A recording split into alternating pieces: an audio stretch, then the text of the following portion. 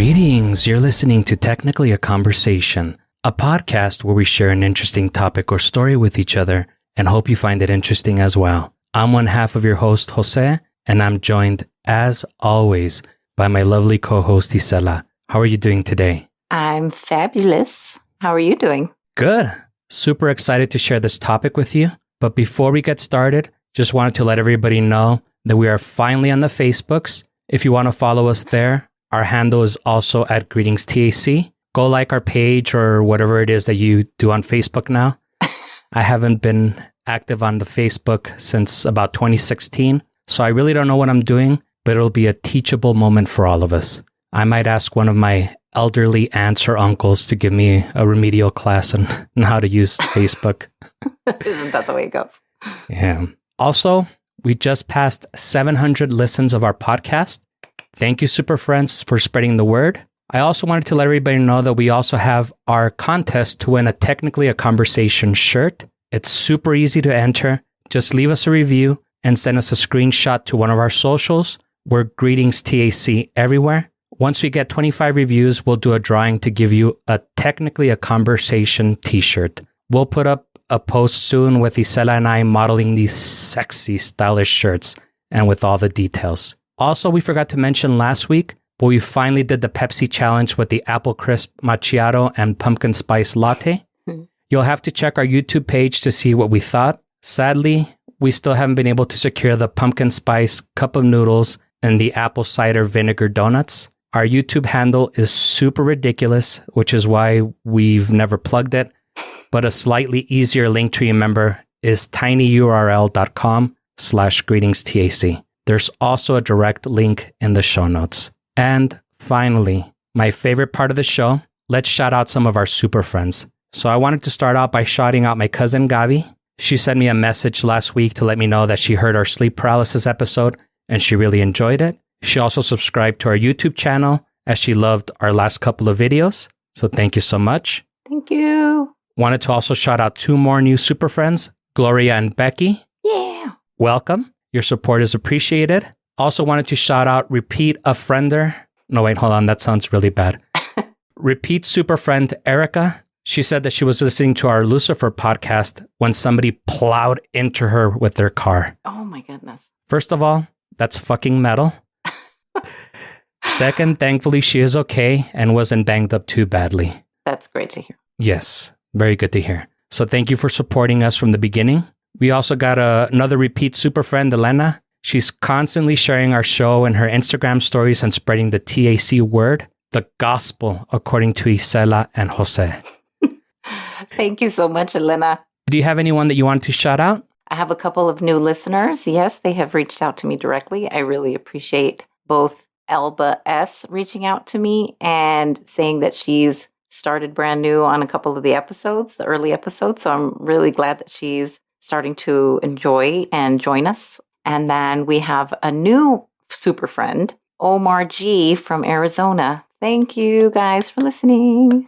Welcome, Elba and Omar. Yeah. Hope that you continue enjoying the show. Absolutely. I was going to add, there are tamales that are pumpkin spice. I really don't want to add that to our thing, but I saw that and I was like, oh my gosh. One of our other super friends actually sent it to me. And I said, oh my God, don't even make this longer. Well, maybe since we're going to get together this weekend to do some more videos, if we can finally find the apple cider vinegar donuts, maybe we can do the taste test with those donuts and with the pumpkin spice latte tamales. And then shortly thereafter, we'll probably throw up. How lovely.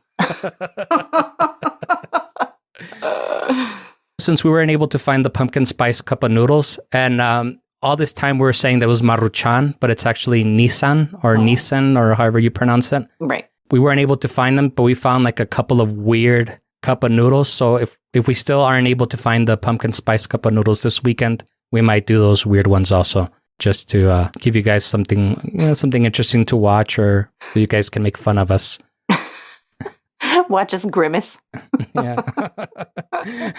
Watch our displeasure and disgust in our faces. Right. You sick bastards. Why you want to do this to us? I'm just kidding. We're doing it to ourselves. Okay, so I think we got all the housekeeping out of the way. Are you ready to get started? I'm really excited. Do I get any hints? Hints? There's no hints in life, Isela. All right, let's just dive in then. Let's do it. You know how I always like to start off each show by asking you a bunch of dumb questions that are tangentially related to the topic we're going to cover? Yes. It's sort of my trademark now, right? It is, for sure. Well, today, we're going to deviate from that a little. Weird. Not the dumb questions, that's in my nature. But the dumb questions will come after I play you this short audio clip. Oh. 6 Adams, Town 4. 6 Adams, Town 4. Ma'am, I'm looking at the location 123 Los Traques. Seems to be already in New Mexico. There's a female. Seems to be covered in blood, carrying a newborn, walking back and forth. 7-4, is New Mexico out with you? Negative, ma'am. She's also... Stand by. 6 Adams, Town 2. 6 Adams, Town 2. I'm in a route. Ma'am, just for information, she's also wearing a long white dress. I'm not trying to make contact. Yeah, 254.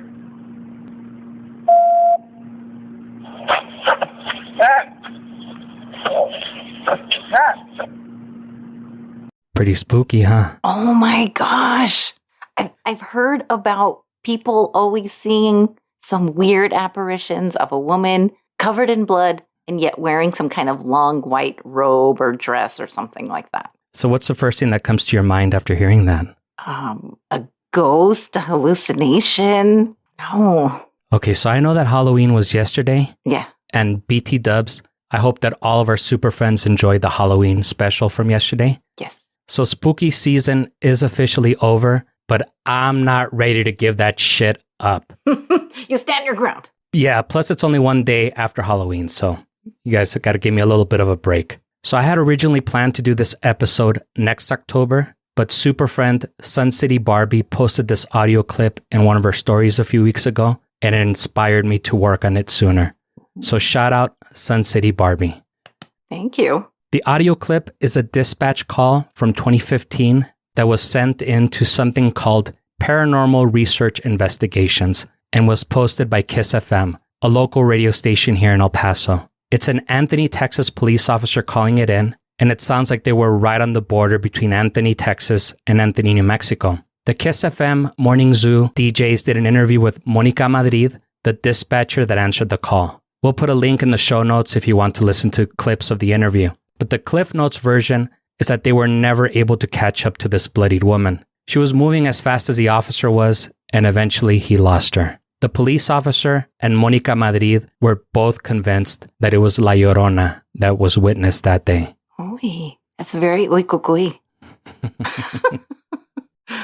So what do you know about the legend of La Llorona? What's the interpretation that you're most familiar with? The version that I'm familiar with is she was like a beauty queen back in the day, and she had a couple of kids. She was being ignored by her husband, and I guess all this neglect and just kind of an unhappy marriage led to her taking it out on the kids, and in some kind of crazy fit of rage, she took the kids to like the Rio Grande, and that she drowned them. And then when she kind of came to and realized what she did and that her kids were killed, she kept crying like, mis hijos, mis hijos, and that she kind of wanders around looking for her kids because she basically doesn't want to believe that she killed her kids. So that sounds very similar to what I had heard. Mm-hmm. Let's get into the fascinating legend of La Llorona. Exciting. The following is from a History Today article titled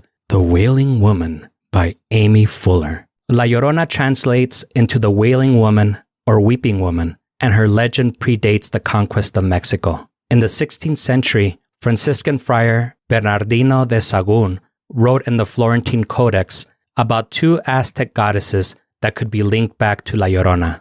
The first being Cihuacuatl. Sahagún described her as being a savage beast and an evil omen who would walk at night, weeping and wailing. Oy. She was the sixth of the 10 omens recorded in the Codex that foretold the conquest of Mexico. The voice of a woman heard wailing at night, crying about the fate of her children. The legend is further elaborated upon by Dominican friar Diego Duran, who says that she was the mother of Huitzilopochtli, the Aztec god of war. She would wait for her son to return to her from war and would weep and mourn for him while he was gone. The links to the water and infanticide are attributed to another goddess, Chachilique. This goddess was known to drown people and overturn boats. Oh. Sacrifices in honor of this goddess, as well as other rain gods, often involved the sacrifice of children. The more the children cried, the more successful the sacrifice was thought to have been. So all three of these legends go back to the 16th century. And while they both encapsulate various aspects of La Llorona myth, they're not quite the legend that we're familiar with. How do you think the story evolved, Isela, to the one that we're all familiar with today? So, I mean, I get the whole, drowning of the god that drowns and overturns boats and drowns people. But I don't know. I guess I go back to that urban myth one that you did before. And it was like certain aspects had to be present so that we would cling on to them and then start spreading them. So they had to be kind of like local. Would it be a present danger? So I think that's how it started becoming like, oh, this body of water became like the Rio Grande or something like that. We'll see if you get the bell or the buzzer after we return from a quick commercial break. Game recognizing game, girl. I had to step it up after your segue last week. Okay. It was fire, as the kids would say. Okay, good.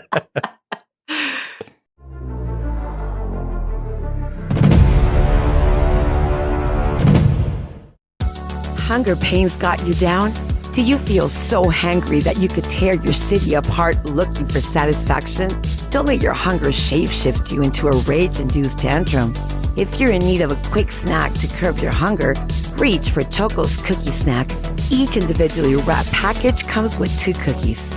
Each cookie consists of a delightfully sweet sugary cream sandwiched between 2 scrumptious chocolate-flavored wafers.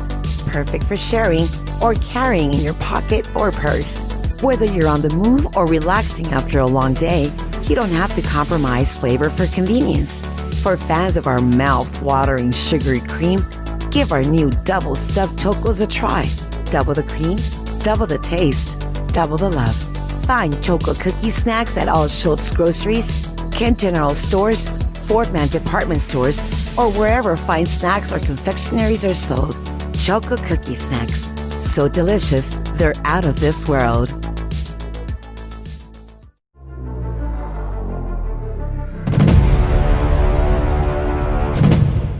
How was your break, Isela? I'm not going to lie. It was part of just me dreaming about the choco cookies because it reminds me of both Gancitos and those, those little cheap cookies that you get at like Walgreens that are just like wafers. They're delicious. I don't think our sponsor would appreciate you calling their cookies cheap. No, that's so true. These are quality. That's right, people. These are quality. That's right. In the other half, now I'm just in panic. I'm going to tell you right now, I'm probably going to get the buzzer. Well, my finger's a little itchy here to press a button. It is. What do you think you're going to get? The bell or the buzzer? It actually sounds really bad, huh? It almost sounds like, what do you want? The belt or the buckle? Yeah. Give me the buckle, you sick son of a bitch. I'm already used to it. I'm scarred all over. I'm probably going to get the buzzer, just giving my history. Well, I'll give you the bell for guessing that you're going to get the buzzer. You got one part right. But as far as your guess? Got to keep that streak alive. Yeah. I don't think you should be too proud of that one, that streak, Isela. I know. So going back to La Llorona, the story existed as folklore in various different regions, and each story told various interpretations of La Llorona. In the late 19th and 20th century, the stories were beginning to be written down. The most famous, if not the most influential of these, was a 1917 play titled La Llorona by Francisco Neve. The play is set during the reign of Felipe el Prudente, the king of Spain from 1556 to 1598. Our hero is Luisa, who has a son with her lover Ramiro, the son of Cortés, who is of a much higher social class. When Luisa finds out that Ramiro is going to marry the wealthy daughter of a judge and take their son from her, To quote Cypress Hill, she goes, "Insane in the membrane." Insane in the brain. That's awesome. When Ramiro goes for their son, Luisa gives him their son's body, who at this point had been killed by her with a dagger. She tells Ramiro that she killed her son when he killed her soul. Luisa was hung for her crimes in a public execution and was accused of being a witch, as one did back in the 1500s. And Ramiro lived happily ever after, right? Oh my gosh. I kind of liked this play up until then. I was like, well, this is kind of exciting. What the hell? Wrong. La Llorona started haunting Ramiro, and he dies remorsefully of sorrow and grief. Good. Wow. So there have been numerous retellings of this story since then, and the details are changed to reflect the current social, cultural, and political beliefs. In the current story of La Llorona, La Malinche is our protagonist. La Malinche is portrayed as an Eve-like figure. Through the mixing of indigenous and Spanish blood, she is the mother of the Mexicans. But she is also a traitor. By passing information to the Spaniards, she was responsible for the Aztecs being defeated. The crying of La Llorona is in response to seeing all her people, all her children, slaughtered by the hands of the Spaniards. Wow, that's really sad. And I've seen La Malinche, well, the picture depiction of La Malinche. It's a really pretty painting. I personally didn't know about the origins and the folklore when I was a kid. I didn't learn about those until I was in college. I was, however, familiar with the horror version of this story, the story that our parents would tell us to scare us into behaving.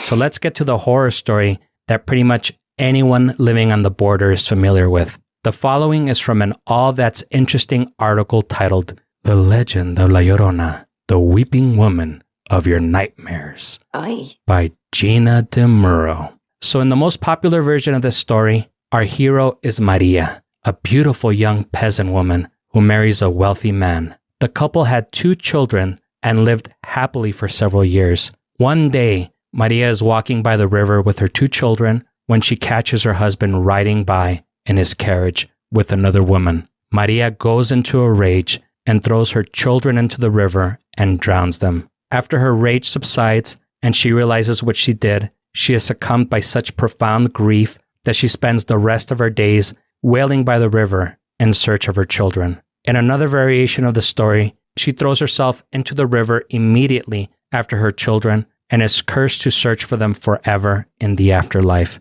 La Llorona is often spotted dressed in white, crying for her children, screaming, "Ay, mis hijos! ¿Dónde están mis hijos?" I don't think anyone's going to sleep tonight. Thank you. Shit. So the punchline of this story also has some variations. In some traditions, the ghost of La Llorona is feared. She is said to be vengeful and sees the children of others to drown in the place of her own. In other traditions, those who hear her crying will soon face death themselves. The version that I heard from my mom is that conveniently, she appears to children that misbehave and are jerks to their parents. Oh. Do you remember the punchline to the version that you heard? So the one that I heard pretty often was like, if you were outside of the house late, La Llorona would probably be wandering the streets looking for kids. And, you know, of course, we would be the target. So we had to be inside the house, which is always like freaky. But I feel like Mexican parents or Mexican parenting, and I say this because I speak from experience, and I hear a lot of what my Mexican friends say to their kids. They'll kind of scare them into that. And, oh, the cocoy's coming and you better get in bed. And like, that's really fucked up. Like, why do we do that to them? Have you ever tried that fear tactic on your daughter? No. I am afraid of how much she would believe it. Like we did when we were kids.